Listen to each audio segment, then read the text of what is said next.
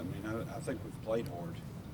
Also, I think there's a lot of things that, that comes with reps and time that has progressed a little bit. And, guys are getting used to playing together a little bit more because we do play quite a few guys. So I love the effort. I thought they played really, really hard, and, they were opportunistic. They had opportunities to make plays, and they made some plays. And then heading into the year, you and Clark both talked about the importance of having Davion Ross back, but 6 games into the season, just how has his impact affected what you got? I think they've all impacted each other a little bit. I think they all sort of, it's got to the point where it's DK and Kobe and, and AJ and Greg and, all those guys that are back there on the back end, they all have an impact on each other a little bit. And, that's sort of what you want. It's not just one person. That's the good thing about it. They sort of pick each other up because you're not going to have your best day every day. And a lot of them have really good days every day, but they're not going to have their best day every day. So I think they do a good job of feeding off each other. Does obviously USF fast offense, North Texas fast offense, does that kind of help you prepare for what you're going to see? Yeah, I mean, there's similarities. There's similarities, a little bit of similarities every week, but obviously the tempo of it is, different. And we've had the opportunity. I'll be honest with you though, like every week I try to practice tempo. I try to, even if it's not a tempo offense, I try to tempo them. One, you get some more reps. You get them to think faster. You get them to communicate faster instead of waiting until it's time to play a team that does that, and you're trying to get all that stuff fixed right now. So yeah, obviously we try to keep the tempo pretty fast in most of the periods through the week, anyways. But I think I think it just helps. The speeding up of the communication and having to get your feet set and your eyes where they're supposed to be a little faster. We do that all year. Coach, I think in Monday's press conference, Ryan said that, let's just be honest, last year's defense is one of the worst in the country. How impressed have you been with how every guy has kind of stepped things up and where you stand right now? The way I look at it, every team's 100% different. As far as how they've stepped up, I think they do have a sense of pride, for the unit, and that's on them. Every one of you've heard of, it's all about the players, and it's 100% about the players. It's what they believe, and the confidence that they play with, and the pride they have in each other. Everybody's seen it. It's not every play is going to be perfect, but I do see they do have a sense of pride. They've got some. They want to go out there and play well for each other, and it's not just. You don't have a bunch of guys in there saying, well, I didn't get this and I didn't get that and I didn't get that. To me, that's where, regardless of the last year's team or any other team, to me, every team has sort of a different aura about itself, and that's where it all starts. If you don't have that, you're never going to continue to progress through a season as a defense. You talk about the players. Doing a story on Elijah right now. He's played in practically 2 less games than everyone else, and he's second on the team in both sacks and tackles for losses. What does that say just about him, that he's able to have those numbers even though he's played way less time? He's just a football guy. He's one of those guys that's always around the ball, studies the game, does things, at an extreme high level. And, I think the guys that are around him are a good fit for him too, along with he's a great fit for Chandler, and Elijah's and Huddy's a great fit for Chan, and just those guys being around each other, I think it just helps them all. It helps the opportunity for the production to show up. Because reality is the production is not showing up if everybody else is not doing what they're supposed to do. It sort of funnels it to different places, and different calls make different things happen. So, but he loves football. You can see it. You can see the way he plays. He loves ball.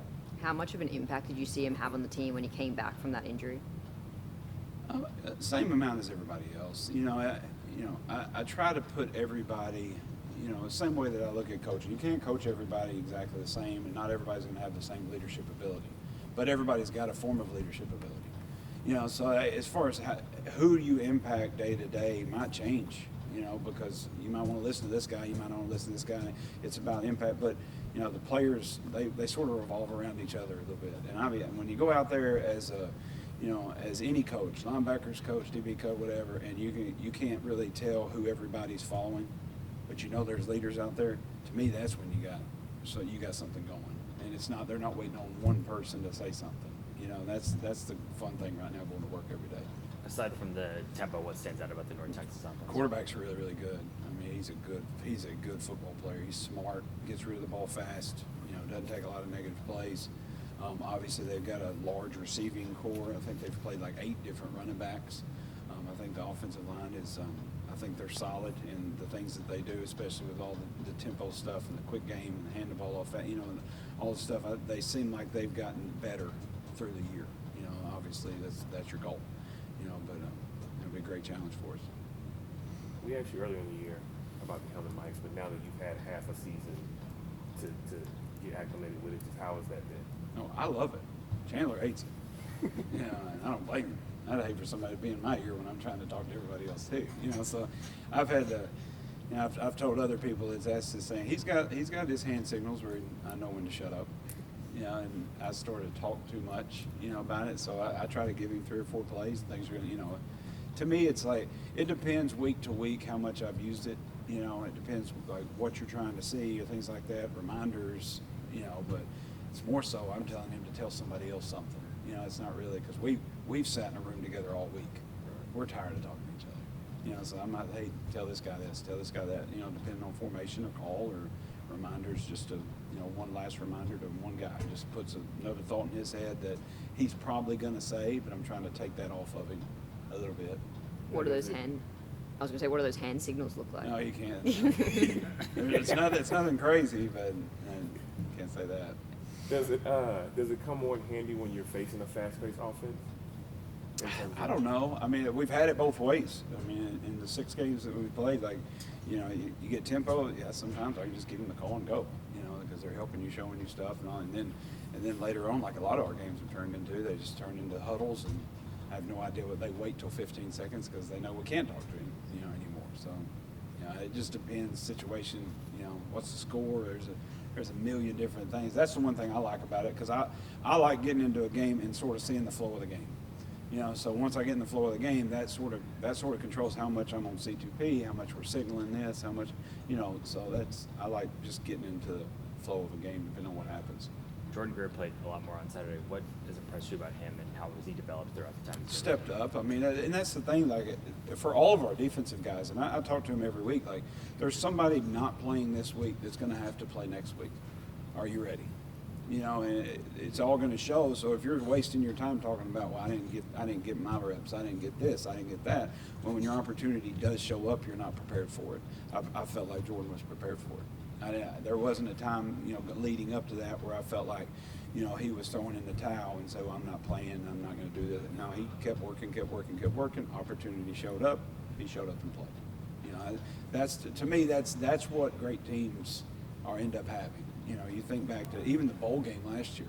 How many people on defense played in that game that didn't play all year? There's quite a few guys that did not play more than 2 or 3 reps in a whole season, and then they played in that game. And I tell our guys all the time, I say, who knows what happens? We get to this point of the season, who's going to be asked to play, and are you prepared? Did you do the work on Tuesday and Wednesday to be prepared on Saturday? Because you never know what's going to happen. Thanks, Coach. Yep.